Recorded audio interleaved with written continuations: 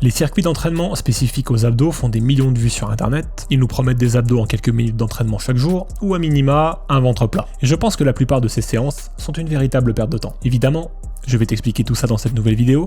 Moi c'est Romain, bienvenue sur Homs Physique, et on y va, c'est parti.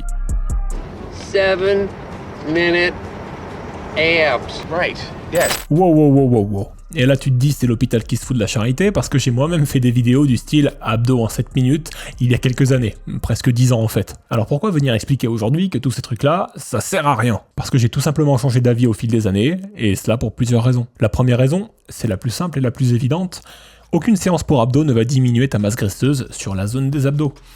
Pourtant c'est la façon avec laquelle on pense quand on commence à s'entraîner pour avoir un physique plus dessiné.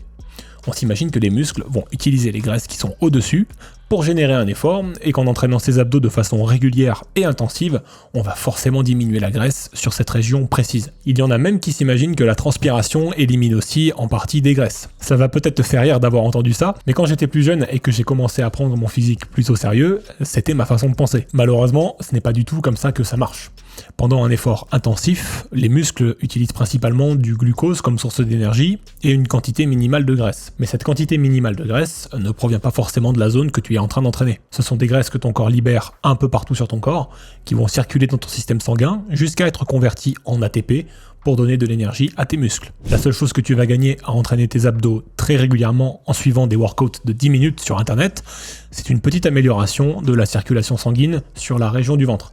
Ça va t'aider à mobiliser les graisses sur la ceinture abdominale un tout petit peu plus facilement sur le très long terme, et si tu les entraînes très fréquemment.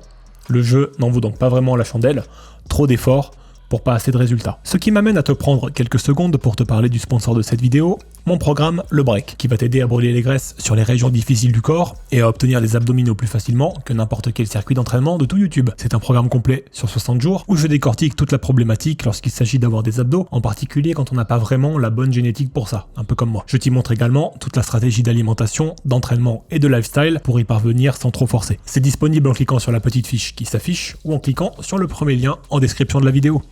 Maintenant on continue. La deuxième raison qui m'a fait quitter les circuits pour abdos, c'est tout simplement le manque d'hypertrophie musculaire de ce style de séance. Pour avoir des abdos visibles, il te faut réunir deux conditions. La première, c'est bien sûr d'avoir un taux de graisse suffisamment bas pour les voir apparaître.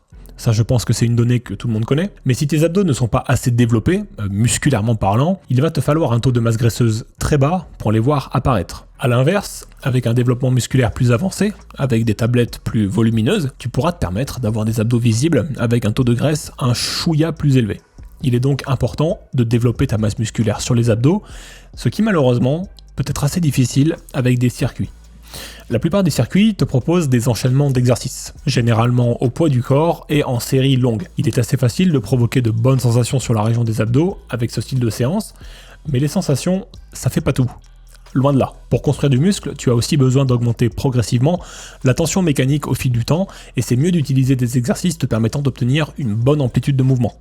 Les abdominaux, comme n'importe quel autre muscle, n'échappent pas à cette règle. Le truc, c'est que la plupart des circuits que tu vas découvrir vont te proposer des exercices avec soit des amplitudes réduites, comme les crunchs au sol, ou encore des exercices sans aucune amplitude, comme les planches par exemple. C'est sans doute intéressant pour des questions de gainage, ça je dis pas le contraire, mais cela ne va pas t'apporter grand chose d'un point de vue construction de muscles sur les abdos. Les exercices que je trouve les plus intéressants pour progresser à long terme justement sont les crunchs à la poulie, où on peut profiter d'une super amplitude, d'une tension constante et de la possibilité d'ajouter du poids au fil du temps. Il y a aussi les sit-ups lestés avec un tempo lent pour focaliser le travail sur les abdos et qu'on peut aussi réaliser avec un GHD, un glutam développeur. Les relevés de jambes qu'on peut lester avec un halter pour corser la difficulté au fil du temps. Ou encore la roue aux abdos qui promet une bonne courbe de progression entre les différentes amplitudes possibles et les différentes versions, sur les genoux ou debout.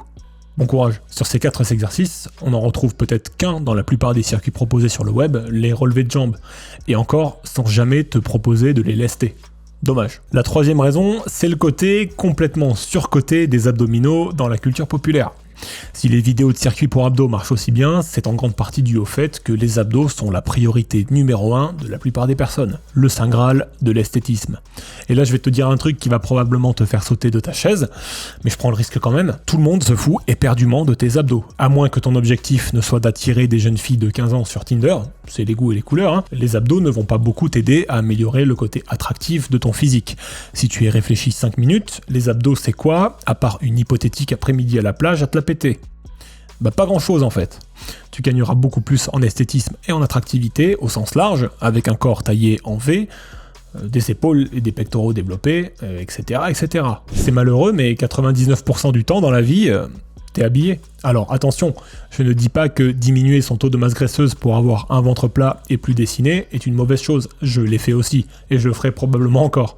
Je dis simplement qu'il va peut-être falloir arrêter de mettre les abdos au centre de toutes les attentions.